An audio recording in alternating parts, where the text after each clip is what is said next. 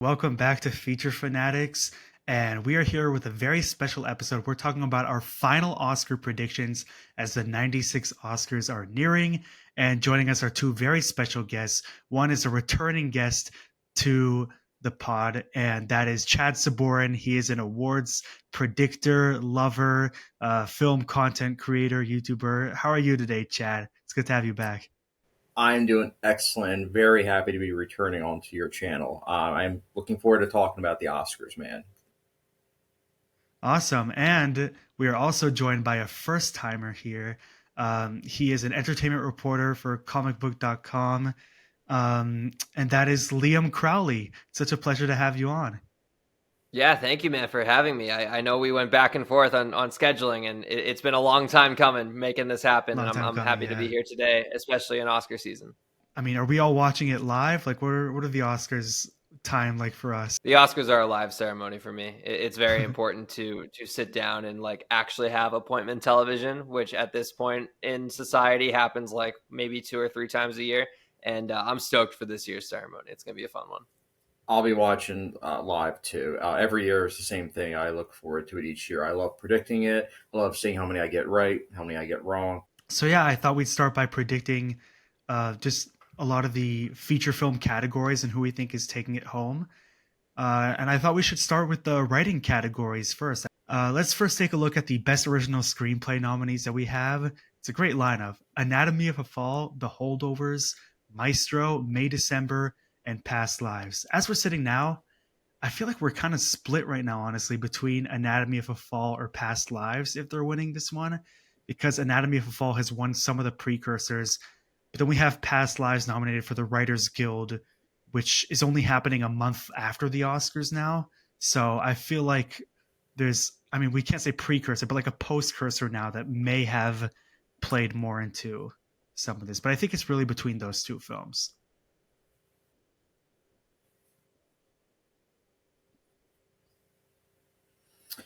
Yeah, I think Anatomy of a Fall. Well, I want it to win. I really do. Like, I understand that a lot of people want Past Lives, but I really hope Anatomy of a Fall win. And honestly, I think that this Yeah. is the category that Anatomy of a Fall actually has a chance. I think all the other categories it doesn't have a shot. So I think the Academy are going to attempt to spread the love. So I feel like they'll do it in terms of awarding Anatomy of a Fall in this category. Past Lives, I feel like, unfortunately, might go empty-handed, but I like both films. I do. I feel like Past Lives, I don't see it really having a chance in any other category. In terms of just like the fan support behind that movie, it kind of reminds me to a much lower extent of like Everything Everywhere All at Once, and a lot of people want this thing to succeed, and the fact that it did only walk away with like 2 nominations like you mentioned, I feel like this is the category where it has the better shot to win. I haven't seen Anatomy of a Fall yet, so that's one where I don't have like my own personal sentiment behind it, but it definitely is on my short list before March 10th, so I'm going to go with Past Lives for this one, but I could see it going honestly even to Maestro as well, because I think Maestro is going to lose in a lot of the big categories, It's a unfortunately. little I flip. hope so. I was not a fan of Maestro. It's the one nominee where I was like, oh, jeez. I like the makeup. Makeup's good, Well, but Past Lives, it's nominated for two. So it's unlikely that a movie like that would win screenplay. That didn't stop them from giving it to Women Talking last year. I feel like it's the kind of movie that they give screenplay to a lot, but I feel like Anatomy of a Fall has just been doing so well across all the ceremonies. It's like they're itching to give it something. I think you're right. It's not even yeah. nominated for international feature. We got to give Justine Triet something. I do think it's a little split. I wouldn't be surprised if either take it home. Past Lives is my personal pick, but they're both incredible films, so I wouldn't mind either. At the same time, I know The Holdovers has like a massive wave of momentum, but I feel like a lot of Yeah. that is on the back of Paul Giamatti himself. And so that's why I think that he could play upset in Best Actor. I know everyone wants to put Cillian Murphy in a lock for that category, and I know we'll talk about it later, but The Holdovers, I think, is one to also look out for. This is a sneaky, I wouldn't say stacked category because I'm not like in love with any specific title, but it really could go any of 5 directions, to be honest. May December, I feel like unfortunately doesn't really have a shot. This is the only Maestro, one not I nominated for haven't been. picture. Yeah, which I was unhappy about. I wish that it got nominated, but the holdovers is a film that I feel like if I'm the Academy, I look at it and it's like, okay, Alexander Payne. Oh wait, never mind. Scratch that. I was going to say Alexander Payne, but I just realized he did not actually write this screenplay. But I feel like they're going to give some love to the holdovers in other categories. So that's Yeah. why I feel like it's Anatomy of Fall versus Past Lives. So adapted screenplay, we got American Fiction, Barbie, Oppenheimer, Poor Things, and The Zone of Interest. It's looking really good for Cord Jefferson. That's all I'm gonna say. It's looking like he's gonna take this one, but I guess potential upset could be Tony McNamara. It's also a very likely film for them to give screenplay to because it's very like it's an audacious satire. It's culturally relevant. It's from a very bold voice. So it's looking good for American Fiction right now, and it won BAFTA and Critics' Choice for screenplay too. Yeah, I can see American Fiction taking this one. Again, that's another one. Every time I go to New York City, there's a lot of American Fiction for your consideration Oh banners yeah, up, and it is just a picture of Jeffrey Wright on a white backdrop and just filled with a bunch of text of just like nomination for this, winner of this film festival, like got this, got that. And that is another one almost like kind of in the holdover sense where I expect it to get some love this Oscars ceremony, and I don't see it upsetting any of. Well, adapted screenplay is one of the bigger categories, but Yeah. it's not winning Best Picture. I don't think Jeffrey Wright's winning Best Actor. I don't think Sterling K. Brown's winning Best Supporting. So yeah. I think this is the American Fiction big like award to win this evening. I agree with all your points, Liam, but this is one of those things where my heart wants Poor Things to win, but I think the reality is I do think that this might be American Fiction's to lose. Like I can definitely see American Fiction winning, but I do hope that Poor Things actually wins because I think the screenplay for that was just phenomenal. But I will also say be on the lookout for Oppenheimer because Oppenheimer's screenplay is very unique, where it was like told in first person, and I feel like yes, they're going to want to spread the love, but I also think that Oppenheimer is dominating this award season, so don't be surprised if Oppenheimer does end up sneaking in and winning this category. Poor Things is very British, and I guess Oppenheimer is too. But then it lost the BAFTA in this category to an American. So that's why I'm like, if even the BAFTAs are giving it.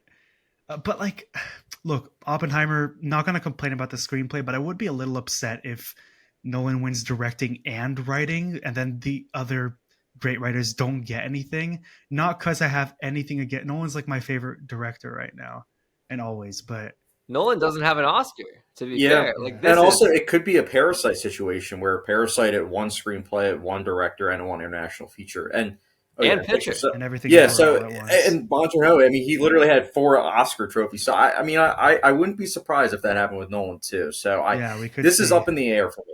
What about costume design? This is a very interesting below the line one. We got Barbie, Killers of the Flower Moon, Napoleon, Oppenheimer, and Poor Things. I think this is Barbie's to lose, and I say that because I don't see it really taking anything else. And in terms of costume design, correct me if I'm wrong. Didn't Suicide Squad win costume design in Makeup. 2017? Makeup, makeup. Makeup. Yeah. Okay, well, in that kind of design Well, structure, those design based categories. Cruella and Fantastic Beasts have won this category. Fair enough. Okay, so I feel like they Yeah. they reward the ones that are a little bit more colorful. Like I think Napoleon had amazing costume design, but it's like just historically accurate. There's no like I wouldn't say there's a lack of creativity, but there's something to clearly base it off of. While Barbie, even though we are basing the costumes off past Barbies, there was a little bit more kind of like creative freedom I felt like with Barbie's just kind of overall design. So I feel like this is where Barbie will walk away with an award because Oppenheimer is guaranteed going to win awards. Barbie, on the other hand, I think is a little bit more up in the air. There's no world where Barbie doesn't walk away with a single Oscar. I do think when we're talking about that, like something colorful and otherworldly, if we're going from a costume designers guild perspective and not a movie fan or movie critics perspective, I think Poor Things has a really good shot at winning costume design because it's almost like alternate history. It's the costumes are so intricate in that movie. Maybe I'm just saying that because I think Poor Things should win this. I Again, Oh they've given yes, costume no, no, design to a lot I'm of genre films, so maybe Barbie could get it, and we could see a lot of the internet calling it sexist, calling the Oscars sexist if they only win original songs. So maybe you're right there. but let's be honest. let's be honest here, though. Those are the same people that probably haven't seen all the nominees. I mean, like Poor Yes, Things. literally. I'm just Literally. gonna be blunt. Poor Things is the better version of Barbie. It's like the more demented version of it. It's so much better. But yeah, Barbie's probably gonna win in this category, even though I would 100% want Poor Things. The costume design in that was fantastic, and the production design. But they're gonna give it to Barbie, I think, in this category. Now, for the record, I like Barbie, but I like Barbie Poor too. Things costume design was just, yeah. I just I'm want to giving get that the out edge there. I to don't want Poor people to be like, "Oh, Things, I don't like but Barbie." I it's like like 50-50. I don't know, bro. Makeup's interesting because I think this is a toss up between Maestro, Oppenheimer, and Poor Things. I think if Bradley Cooper was the front runner to win Best Actor, it would have been like for sure Maestro, but it could be any of those three. What do you guys think? If Poor Things doesn't win costume, it'll win makeup. So I feel like it is reliant on how that one goes. At the same time, it could take both, and that would be a huge win for Poor Things because I know, I mean, I think Emma Stone. I don't know. Well, I feel like Poor Things, a lot of its appeal is the visual. Yeah. I know the story raves about, but the visual, like it has some of the most vibrant trailers and promotional advertisements I've seen. Um, so yeah, I'll go Poor Things for makeup. What do you? I want Poor Things to win, but I think Maestro's going to win. Even though, again, I really Yeah, want I Poor Things to agree. pull through with this. I just look. Poor Things. If I had it my way, I would have it where it's Oppenheimer and Poor Things sweep the technical aspects. Mhm. But I know that they're going to want to spread the love, as I've already mentioned, and I just feel like you can't really award Maestro in any other category. This is the one where it's Right. most likely to actually pull through with a win. So that's why I think they'll give it to him. Production design, I feel like that's easier. Like we have Barbie, Killers of the Flower Moon, Napoleon, Oppenheimer, and Poor Things. That's the same as costume design, actually. Same five. I think Poor Things is that's going to be a much easier one for Poor Things to take away, even easier than costumes. Like that's one where you just like look at the production design and there's like little details that are creative from each sort of frame of the film. I feel like again from a production designers voting on this movie, they're going to see the sets that they built for Poor Things and how out of this world and how imaginative it is, and they're going to want to give it that. I feel like if Barbie wins production design, it'll be because of the stories about like them using infinity pink paint.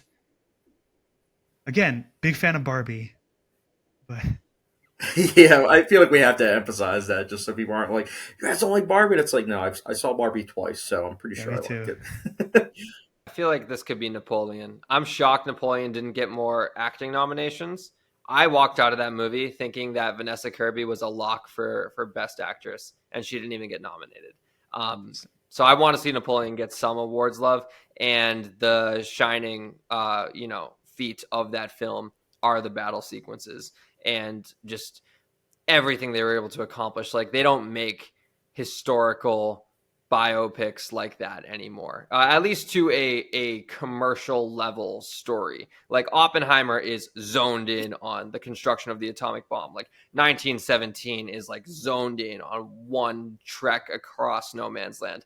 Very rarely do we see like such a known from a pop culture standpoint like Napoleon done to this level of accuracy and have so much like vitriol and like its execution.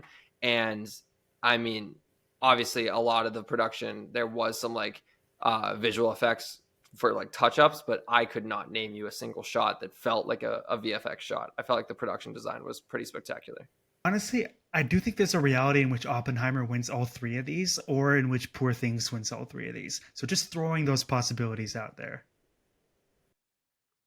I would say in this category, this is another one where it's for me, it's between Barbie and Poor Things. I do Yeah. think that there is more of likelihood in terms of Barbie, but I'm actually going to say Poor Things in this category, and I'm going to stick with I that. I'm think pretty sure costumes is a so little much. more likely for Barbie because costumes is also one where they're bigger on the genre films there. Like we said, Cruella, Fantastic Beasts, Alice in Wonderland, both Black Panthers.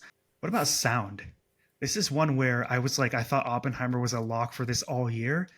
And then when the Zone of Interest won BAFTA, I'm thinking like Oppenheimer, maybe that might be relying more on that one Trinity test scene, while Zone of Interest, it's sort of this like groundbreaking style of sound editing throughout the entire movie, and it's really something that we haven't seen. So after that won the BAFTA, I'm thinking this might be a toss up even, and they might want to give Zone of Interest something more than just international feature film. I want Oppenheimer to win in this category, but I do think that Zone of Interest is going to win. It's such a unique sound design, and it's one of the things that even if you don't like the movie, you come away thinking about that sound design and just how effective it is, Yeah. with how it's able to really get you into the mindset of these characters, even though you're from afar watching this movie. But so I'm going to go with Zone of Interest, but I want Oppenheimer to win I in feel this like category. Nolan's sound team also already has like 5 Oscars or something.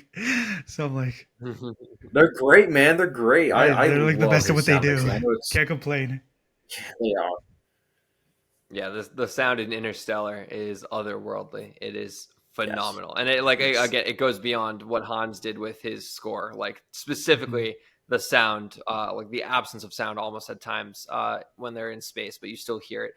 I'm gonna get off track if I go too far down the Interstellar rabbit hole. I love that movie. Oh, I'm I'm gonna with you. I'm I'm gonna with bet with you. my I heart could go here. down that route too.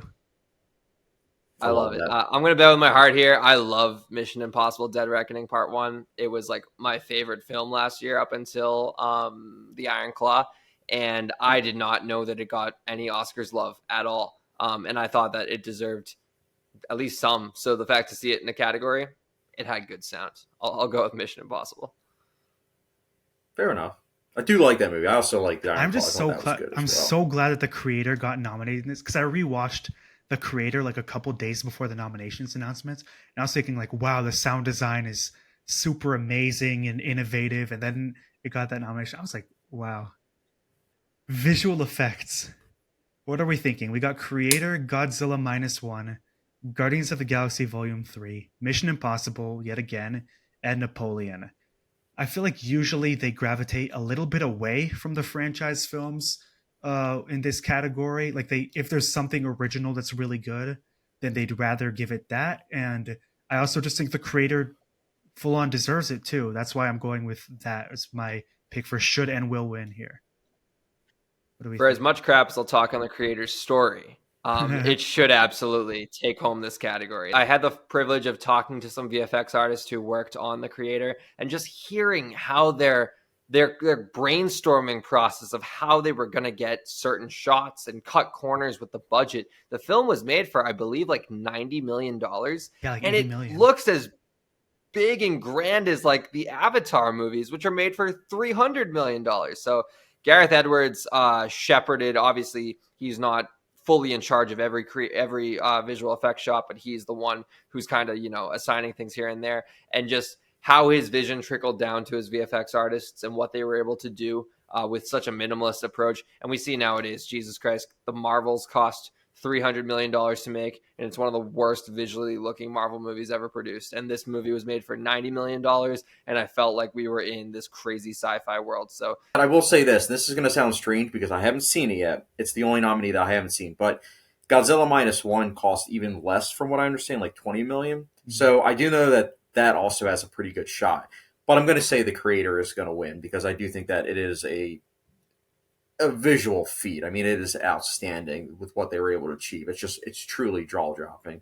I think also Godzilla minus one. Again, we talked a bit about like, it is a they do gravitate a little away from the franchise films, but like how happy people were when that even got nominated, and the fact that it's a first of all, it's a very well received movie, and also the visual effects team is completely international. Like they're all Japanese and have Yeah. never been nominated before, so that might make them want to vote for this as a more unique winner. But yeah, Plus, my, it'd be my heart's pretty saying cool. creator. A Godzilla movie and Oppenheimer both winning Academy Awards. It'd be pretty cool. Oh yeah. crossover, yeah. It's like imagine Godzilla minus one wins the Oscar, and then you get like the trailer for Godzilla times Kong, the New Empire, or whatever it's called, right after that in the commercials. It looks like the polar opposite quality. It's like Cillian 10. Murphy shows up as like Nick Fury in the post-credit scene. Oh man. Yeah, I'm here to initiate the nuclear bomb initiative. initiative. Yeah. Okay. I will. I will say original score. I mean, Oppenheimer. Is there any way that anything's going to upset here? I don't think so. It needs to be Oppenheimer. It needs to be. I love Ludwig Göransson, Yeah, Black dude. Panther, Mandalorian. Like everything he's touched turns to gold. And I also just love the idea of this score in particular winning, even beyond the fact that it's Ludwig. I listen to the Oppenheimer score, no joke, probably every single day. Not Respect. start to finish, Respect. but American Prometheus, Fission, Trinity Test. Like I can name tracks off the Score album. That's how much I love this score. What was the last And one? so Destroyer it of needs Worlds. to be. Destroyer of Worlds. The Oh, Trial, I love that. I'm just gonna say this. I think Oppenheimer as well, but I'm gonna use this platform as a way to go on a rant. I cannot believe that John Williams' score for Indiana, the latest Indiana Jones, got nominated over Daniel Pemberton's score for Spider-Man Across Neither the can I. Spider-Verse. When I heard that, I was like, "Are you serious?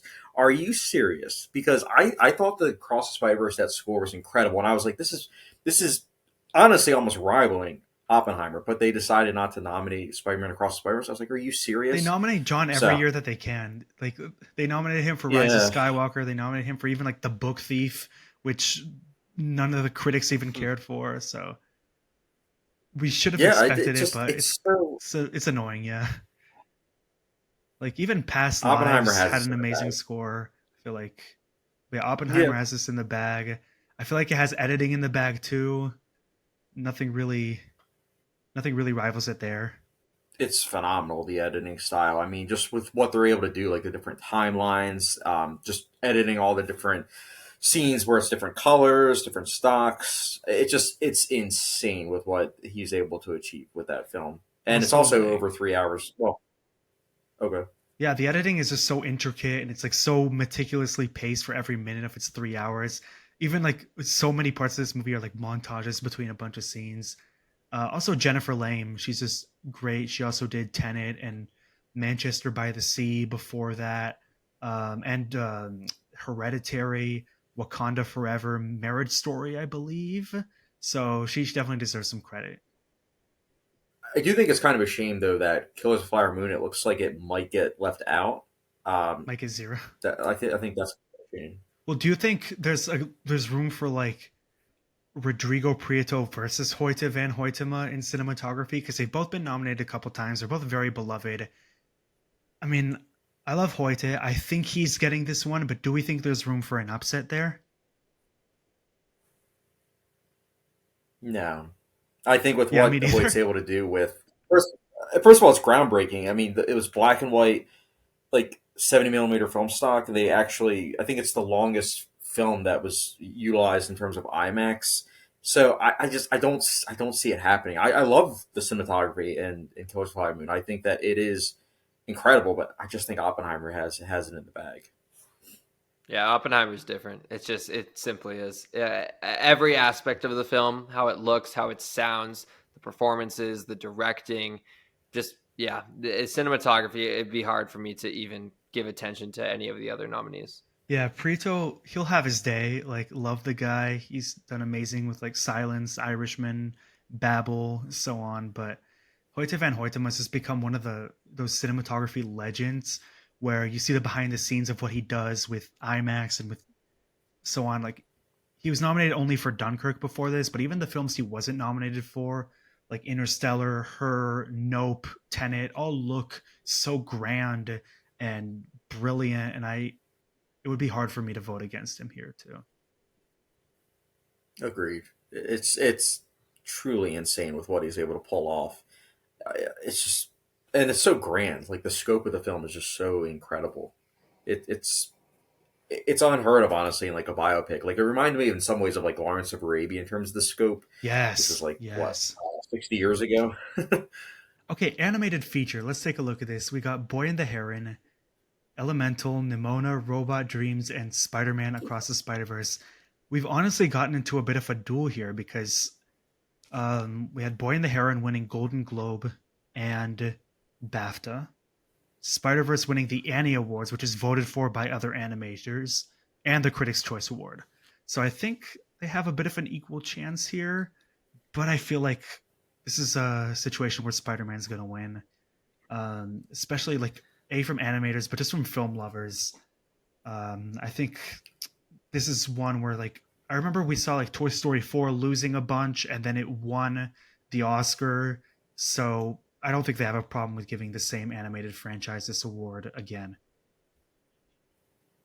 There'll be riots in the streets if Across the Spider Verse doesn't win any Oscars. I believe this is the only thing it's nominated for, Mm-hmm. but a lot of people were calling for it to be a Best Picture nominee. I've gone on the record saying this. If the third entry is not good, I'm completely fine with that because I absolutely love the ending. I love how they were able to balance like Gwen and Miles' story and how pretty much the ending it's like a book ending. And I'm also going to go on the record and say this: I went into the second entry Across the Spider Verse. I was not looking forward to it because I was like, it's Sony. How are they going to top the first one? And somehow, some way, I actually loved it even more than the first Me one. too. I wanted to win best. I wanted to win best anime feature. And I do have to say this though. I think The Boy and the Heron. I know that there's talk of Miyazaki where it might be his last film. If that's the case, they might want to award him this, because it's his last one. But I do think Across the Spider Verse. I mean, that's like a feat for filmmaking. I mean, it is insane how they're able to top the first one in terms of the animation, storytelling. I love this film. I really do. The fact that none of them are nominated for any outside categories doesn't really give us any clarity as to which one's on the Oscar voters' minds the most. But I think ultimately the passion for Spider-Verse will also be in the world of the animators and the voters. And it's just like people are still obsessed with it since June. And also today they every year they'll have it where some Academy voters they'll like talk to them and they'll get their thoughts on some of the movies. And one of the things that they said was that from what I read was that Across the Spider Verse they think that it should have been nominated for Best Picture, so they definitely want to not award it to the anime feature. And you didn't really have that talk with The Boy and the Heron. There was only really the discussion of possibly score. So the fact that there's that much love, I can't see it happening where Boy and the Heron gets to win. If it does, like Liam said, there will be riots in the street. I'll be out there. Yeah. Best song, we got Barbie versus Barbie pretty much. I don't feel like anything has a chance besides this, but What Was I Made For won Golden Globe for song. I'm Just Ken took this at the Critics' Choice, sorry. But I think these are 4 people nominated across these 2 songs: Mark Ronson, Andrew Wyatt, and then Billie Eilish and Phineas, who have all won in this category before. So it's really just a question of who do they want to give it to again first. And I think the obvious answer to that is Billie Eilish and Phineas, at least from my perspective. Not saying I prefer one song over the other. I think they're both meaningful in different ways. I'm Just Ken is my jam, but What Was I Made For is a very beautifully written song. But I think What Was I Made For will win. I think so too, and I think the quality of the song is incredible. But I also think that if they give it to I'm Just Ken, especially after all this backlash, I feel like it's like, well, wait a minute, you're kind of missing the point. You're giving the song to the one where it's male dominant, as opposed to the one where it's like it's very poignant, it's very emotional, it's how the movie ends, like it sticks with you. So I just don't see them giving it to I'm Just Ken, even though I do Male love the song. perspective versus female I love all the perspective. songs. The one thing Right. that gives me hope about the one thing that gives me hope about I'm Just Ken winning is like the fact that they gave it to, do you remember Man or Muppet from the Muppets? Like this won this award. So it's similar in that way. They're very similar songs, but I think What Was I Made For will win and I'll still be very happy. I think it's the right pick, but I'd be happy for both. I do too. Yeah, I'm rocking with I'm Just Ken. I love Ryan Gosling. I talked to Simu Liu the other day for Arthur the King, and I asked him, I was like, if he gets the nod, are you going to join him on stage? And he was like, well, whatever happens, that's Ryan is Ken off all on his own. But I really hope they get the full male ensemble from Barbie to. If they don't get Simu, we basically riot. just like literally like how like the Tonys will like recreate scenes from Broadway shows during the Tony Awards. Like just do that with I'm Just Ken. Like I don't want just Ryan Gosling at a piano. I want a full performance. Imagine if they nominated. It's honestly, I hope they kind of do what they did with RRR last year, where it's like they go all out. It'd be pretty dope. Got some higher up categories now. Best Supporting Actress, kind of a lock. Been a lock for this entire award season. If there's any category that has 0.0 potential for an upset, it's Supporting Actress, right? I agree. I think The Holdovers has this in the bag. Has for months, I feel like. Dayvine, I feel like I was just, ever since I saw that movie, I saw it early in TIFF, and I was just like, she has to be nominated. She has to be nominated. She was winning all these critics awards.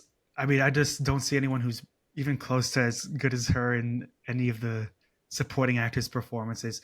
Also, my grandparents saw it recently. My grandpa was telling me how much he loved her acting and like was so brilliant in this movie. And I think she deserves her moment. I think she was so terrific. You know, she's been in some stuff like Dolomite is My Name and The Lost City, and even Puss in Boots, The Lost Wish, even Only Murders in the Building.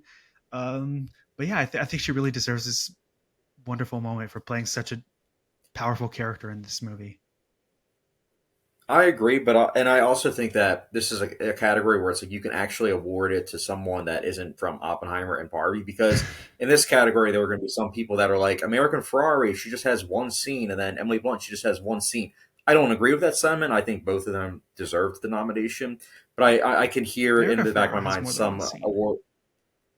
No, like one, like the The speech scene, scene yeah, Oh, where it's the like, scene okay, they the that's will why. show. I Yeah, know what you yeah, mean. I like know what you that's mean. why she Sorry. was nominated.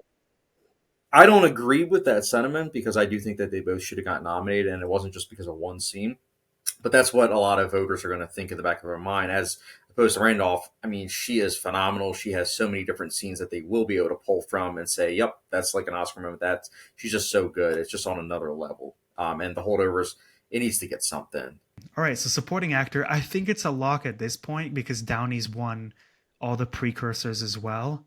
How are we feeling about Downey being the front runner? Yeah, it's got to be Downey. He's so good in this movie. And like a big thing with me with how I watch movies nowadays is when you consume so much by like being in the industry, 90% of the time I see the actor first and the role second. It is very hard for me to get completely immersed into a performance and forget who it is portraying them. Recently happened with Austin Butler as Fade in Dune Part 2. Prosthetics helped that, but the performance, the voice, everything changed him for me. And before that, it was Robert Downey Jr. as Strauss in Oppenheimer. There was not a single, maybe after the first minutes I was completely lost in who he was portraying, and I was like leaving that movie I was like, that dude was Tony Stark for 11 years. Like it was something completely different that I because he's always been that eccentric guy, like even in like Zodiac and what am I forgetting when he plays the black guy in Tropic Tropic Thunder. Thunder. yeah, Tropic Thunder. Like he always has that kind of like energy to him, and he still has energy in this role, but it's a completely different type of energy. And yeah, it's got to be Strauss. Oh, I agree. I agree with all your sentiments. I think that his performance is phenomenal. As soon as it came out, I was like, please give him the Oscar. Like he is on another level. I will say Austin Butler in Dune Part Two. I haven't seen it, but now I'm even more pumped that you're saying that, Liam, I because saw it I'm a so couple excited hours to see it on ago, Sunday. and I second that. Great performance. Would not have minded had Mark Ruffalo been the front runner for Poor Things because absolutely loved him. But also shout Such a out. great performance. I know I've just it looked for a second like he wasn't going to get nominated because he missed out on the SAG. So I was so glad that he did. And then also shout out, was really glad Sterling K. Brown got into this category. He was so funny in American Fiction. But also Charles Melton should have gotten nominated. Yeah, I would have switched him out with Charles Melton. To be honest, I think that performance was fantastic, but it didn't seem like there was a lot of love for May December other than with screenplay. So I get it, and honestly, Sterling K. Brown getting in shows that there is a lot of passion behind American Fiction, as opposed to May December. So The fact that Ryan Gosling got He's a good. nomination for For Barbie, playing for a Ken. uh, comedic performance, it's hilarious though because it's like that is not to me what I think of a traditional Oscar performance, and it's weird to me because when I think about the Oscars opening up to performances like this, it's not because it's genuinely evolving, but it's because of like pressure from fans of like blockbuster movies, and Barbie blurs the lines between blockbuster and awards contender. And not saying any film needs to be one or the other, but it's very rare that films are able to tap into both. Best actress. Let's get into this. This is a hard one to predict. And I love when these acting categories are a toss up. I really think Lily Gladstone could win because she won the SAG, and sometimes that's enough. And I think Brendan Fraser had a similar path last year, but Emma Stone did beat Lily Gladstone for the Critics' Choice. Gladstone wasn't nominated for the BAFTA. Um, I don't know. I think there's a bit of a narrative benefit that Gladstone has. Not saying she wouldn't deserve it, but there is like she hasn't won before, and also first Native American actress to be nominated. I feel like there's a lot of passion behind that. It would be a beautiful moment for the ceremony if she won. I wouldn't be opposed to it, but my heart does lie a little bit with Poor Things. Yeah, this is a tough category. I've been going back and forth in my mind because I think they're both fantastic performances. I do think that in terms of momentum, I do think that Lily Gladstone does have quite a bit of it, and I do think that her story to the Oscars is one that is definitely something that has it where it's beneficial to her. But I think that there are going to be a lot of people that say Lily Gladstone should have been nominated for Best Supporting Actress. I don't agree with that sentiment, but they're going to say, well, she wasn't in it that much. It's almost 3.5 hours, and she was in it for what, like an hour? So there are going to be some people that say that. And then Poor Things, the first thing that you think about that film is Emma Stone and that performance that she does and how much she changes. Like, that is incredible. But with her performance, she did win recently with La La Land. So there are going to be some people that say, well, we already gave it to her. We didn't give something to Lily Gladstone. So I see both perspectives. For me, I think right now I'm just going to say it. Surprisingly, I think I'm actually going to say Lily Gladstone for Killers of the Flower Moon. Only because, as I was saying earlier, Killers of the Flower Moon might go home empty-handed. This is a chance for them to actually nominate it versus Poor Things. It is definitely going to win at least something. I hope it better. What do you Yeah, think, I, Owen? I I echo what you just said, Chad, at the end there. Like, I can't imagine Killers of the Flower Moon not winning a single award, and this, I feel, is their best chance to take one home. And also, too, like, just kind of what we were saying about missing the point with original song and going with I'm Just Ken as opposed to Billie Eilish's song. Yeah. Lily Gladstone winning for Killers of the Flower Moon, while other actors who aren't portraying Native American roles don't win. I feel like that's like a big win for what Killers of the Flower Moon is about. And so, if it's going to win a single category, I think this is the one it should win for both Lily Gladstone's performance, for one, but also like what it represents on a larger level. Yeah, I think it's similar to Michelle Yeoh's situation last year, where you have two very excellent performances like Yeoh and Kate Blanchett. This year, Lily Gladstone, Emma Stone. But then like you have one where it's like the person hasn't won before and they're having an excellent sort of like awards campaigning presence. Plus, it would be a win for diversity. So I feel like Gladstone really has that push. But I do think it confuses me because I think a guild of actors would look at what Emma Stone does in Poor Things and think that's something so unique for an actor to pull off. But then they would also look at Gladstone and be like, that's so dramatic and it's excellent. Again, I'd be happy if either. Love both, but tough one to predict. And also, it'd be very sad if this is the second straight Scorsese film where it goes home empty-handed. Because The Zero for Irishman 10. also got Yeah. nominated for. They Yeah, both it got 10 was sad. I nominations. was like, so I'm hoping that's not the case with Killers of the Flower Moon because I do think that it does deserve at least one award, and I think that, like you say, I think this is an opportunity for them to actually, give it to them. But at the end of the day, it's just like last year when it was Kate Blanchett versus Michelle Yeoh. It's one of those things where it could go either way up until literally the ceremony. So actor, I feel like we'll have an interesting discussion here. Obviously, we got Bradley Cooper for Maestro, Coleman Domingo in Rustin, Paul Giamatti in The Holdovers, Cillian Murphy in Oppenheimer, and Jeffrey Wright in American Fiction. First of all, what a strong category. I mean, 5 awesome performances with very different things to offer. We know that the two frontrunners were Cillian and Paul. How are we feeling going into, the week before the Oscars now? I used to think this was a lock for Cillian, but there's such a wave of momentum behind Paul Giamatti. And I know like Bradley Cooper is on the outside looking in like super frustrated right now because every interview he gives about Maestro.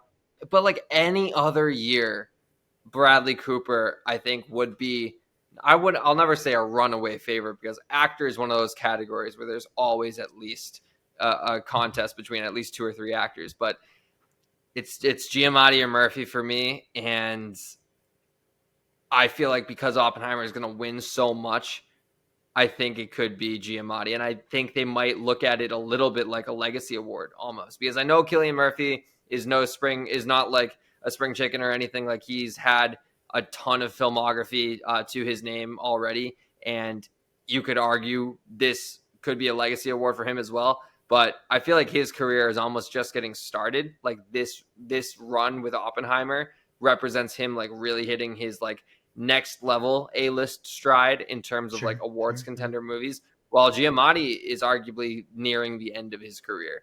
And I don't know if he's going He's to get only another 56. film. I mean, he's got some decades But in him. maybe, yeah, I guess that's just No, me but I get what thinking you he's mean. Like older he's than he is been because, he's been prominent in many movies for like decades. yes. Yeah, so Yes. I guess, yeah, if he has a De Niro level, run, he's got a lot left in the tank. But still, I feel like it could go to Giamatti. I'm going to go with Giamatti, and I don't feel super passionate about that because I love Cillian Murphy and Oppenheimer, but yeah, I'm going to sway that way. Liam, I'm going to say this. It's flip flopped for me. For the longest time, I thought it was Paul Giamatti. It was his in the bag. But the SAG Awards and it going to Cillian Murphy, I was like, oh, maybe it might actually go to Cillian Murphy, especially if there's that much love from the acting branches. I can definitely see him running away with it now. And I'm also like, okay, the holdovers, it's going to win Best Supporting Actress. I thought it was going to be Best Supporting Actress and Best Actor, but now I'm like second guessing myself, and I'm like, it could be that Best Actor goes to Cillian Murphy. So I'm going back and forth, but I'm just going to say right now, I'm going to say Cillian Murphy. I'm going to say he's going to win for Oppenheimer. It's looking very good for Cillian now because he won the SAG. I thought Paul Giamatti was honestly going to win the SAG, and then it would be maybe 50-50 between Hmm. them. And I think that's what's making Giamatti's chances look less good. My personal vote between the two would be Paul Giamatti. I would love it if he won. No problem with Cillian winning, but I would give the edge to Paul's performance. Like when he beat Cillian for the Critics' Choice, but now he's lost to Cillian for both the SAG and the BAFTA. So I think that is a little bit difficult to recover from, especially when you have like a very transformative performance like J. Robert Oppenheimer. We never Yeah. know, especially because Giamatti is so beloved and people are like, he's always been a supporting actor. Let's give him his due. You could say the same about Cillian, even though um, maybe Giamatti's a little more popular. He's been nominated before. Cillian is the front runner It's right now. I tough. would say like 70-30 in terms of who will win. Um, but yeah, I think like Giamatti would be like upset when it comes to predictions, even though he's a bit more of my favorite just because he was so heartfelt and layered and delivered such a beautiful character in that film. It's a coin toss. I mean, they're both phenomenal performances. They're both doing a great job in terms of the awards circuit, and they've both been splitting the votes in terms of like what's been winning in terms of this award ceremony and this award ceremony. So don't be surprised either way. But I'm going to say Cillian Murphy. I'm going to stick with that. I'm going to put that on the ballot. Yeah, directing. I feel like we're all agreeing that Nolan has this one in the bag um, because he's won Yeah. basically everything. I feel like that's kind of sealed the deal for him. But I do want to ask, what do we think of the five in this lineup? Is there anyone we would have subbed in?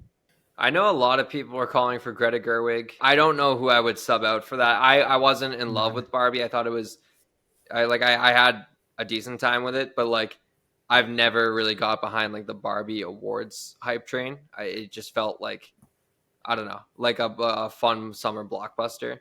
Um, but at the same time, it was a well directed, fun summer blockbuster. So I could see Greta Gerwig being, you know, a sixth nomination if they were to open the category up further, like they did with Best Picture a couple years ago.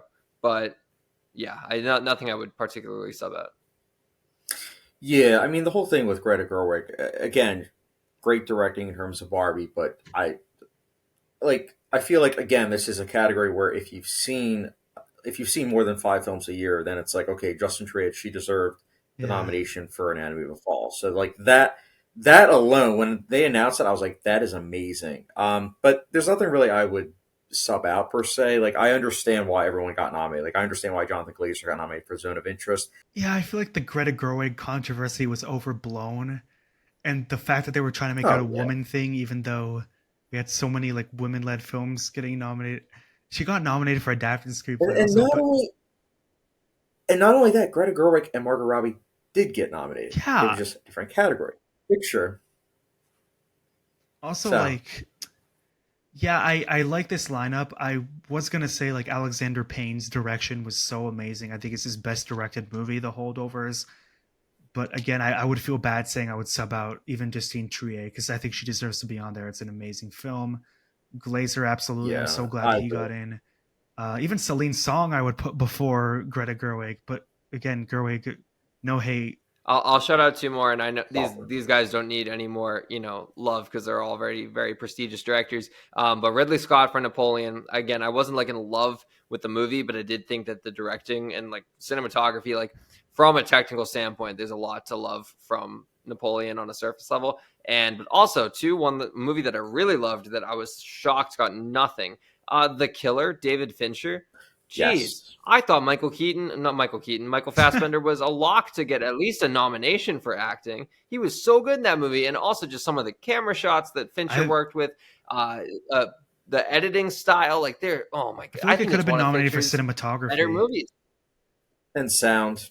I actually on my channel I do like an award show, and The Killer, Mhm. yeah, it cropped up quite a bit because I think Nice. that from a technical standpoint, it was perfect. It was, All right, best picture. Of This is always an interesting one. Usually we get a front runner and then something upsets. Oppenheimer has won everything though so far: Golden Globe, Critics' Choice, BAFTA, Producers Guild, Directors Guild, SAG for Best Ensemble. So far, there's no challenger even in sight. Everything Everywhere had a similar sweep. Um, but a lot of the time there's like a Roma and then Green Book, La La Land and then Moonlight. We see it happening a lot. What do we feel like is going to happen with Best Picture? Is Oppenheimer It's safe? Oppenheimer. I hope. It's always been Oppenheimer. it's Oppenheimer, but I will say this: there have been plenty of upsets in the past. Shakespeare in Love winning over Saving Private Ryan, Green Book winning over Roma. I will say this: The Holdovers and American Fiction, they are both crowd pleasing films. I do think that The Holdovers, especially, is a film that, let's be honest, like it's a film that you can recommend to family members and they watch and they're like, oh, that's really good. I Yeah. wouldn't be 100% surprised if The Holdovers sneaks it in because I feel like every other year we get one movie where it's like, oh wow, that's crazy at that one, and then you get like a safe win. And I in a alternate reality, I could see maybe The Holdovers winning, but I do think that I'm placing my bets on Oppenheimer. But with the way that the ballot goes, I'm going to say Oppenheimer, but don't be surprised if something like The Holdovers or even maybe American Fiction sneaks in. Yeah. But Oppenheimer, I think will win. Usually there's a clear one, and then maybe sometimes voters are like, oh, I know people are voting for Oppenheimer. Maybe I'll just vote for, I don't know, American Fiction or Holdovers or Poor Things.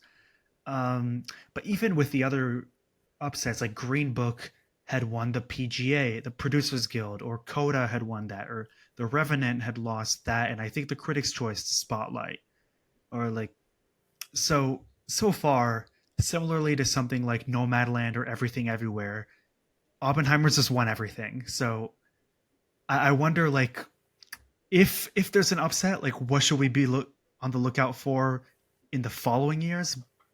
So I can't not say Oppenheimer, but we always gotta be open minded with Best Picture at the Oscars because it gets crazy. Oppen-minded. That was perfect. Let's be honest though. I mean, like when Coda won Best Picture, I did not expect it to win until like I think a couple days before. Prior to that, I was like, okay, it's probably gonna be Power of the Dog, but then Coda won.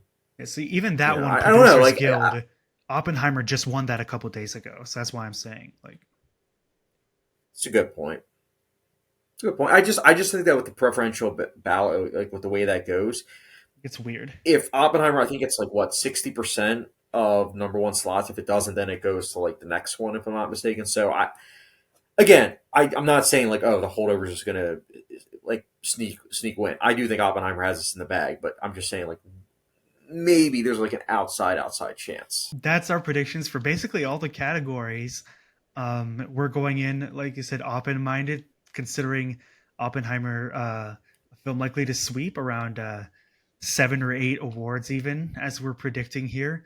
Uh, Perhaps more if they're really high on it. Liam, I'd like you to let the viewers know where we can find you. You can find me on all socials, Twitter, Instagram, TikTok, at Liam T. Crowley. I'm most prominent on Instagram. That's where I share all my interview clips and stuff like that. And yeah, right now we are in pretty big wrestling season with WrestleMania coming up in April. So if you are a wrestling fan as well as a film fan, stay tuned to my stuff. If you're a Percy Jackson fan, I have a ton of backlogged interviews with the cast, the creators, the directors, the cinematographers, everyone who worked on that show I was able to talk to. So yeah, I am on YouTube. You just look up Chad Saborin first and last name, as well as Letterbox. I also am on Instagram. That I have CS Pictures Presents, because I do also make short films on the side. Currently in pre-production for a short film. Still figuring that out in terms of like the outline and everything. But I also have plenty of videos on my YouTube channel. I do top 10 lists, director rankings. I also do movie reviews, TV show reviews, spoiler free, of course. And Gal will also be on my channel pretty soon for doing 1980s Academy Award Best Picture nominees Yeah. ranked. But yes, you guys can follow me. I actually, let me rephrase that. When I said Letterbox, it's Chad Saborn. I just remembered it's not Chad Saborn, it's Chad Saborn. But yeah, Letterbox, YouTube, Instagram. You guys can follow me. And once again, thank you very much for having me on the channel. I'm always happy to be a part of this. All right, of course. Thank you to our awesome guests for talking everything related to the Oscars and 2023 movies. And I'm excited to revisit this video after the Oscars and see how right on or far off we were. And thank you again, you guys, for watching. Find us all over social media at Feature Fanatics Pod, and stay tuned for more, as always.